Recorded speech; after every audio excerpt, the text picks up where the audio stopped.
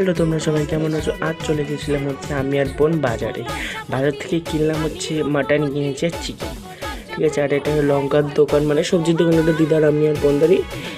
100 কাঁচা লঙ্কা 20 টাকা, বাবা কত দাম! আর নেওয়া হয়েছে কুমড়ো, ঠিক আছে। কুমড়ো নিয়েছি এই দোকানটা থেকে, মাটন যে দোকানের উল্টো থেকে, ওখান থেকে কুমড়ো নিয়েছি।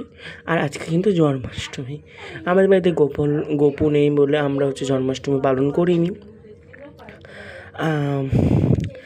বাজারে গেলাম, মাটন কিনেছি, চিকেন কিনেছি। তোমরা লাস্টে দেখতে পারবে হেভি সুন্দর রান্না করেছে, একদম হেভি সুন্দর আর হেভি রান্না। তোমরা ভালো করে দেখো। এই যে থালাটা সাজিয়েছি, এখানে আছে ওল সিদ্ধ, কি একটা পাতা বাটা, কাঁচকলা, পেঁপে, লেবু, ভাত, কাঁসার থালা। এখানে আছে চিকেন আর মাটন।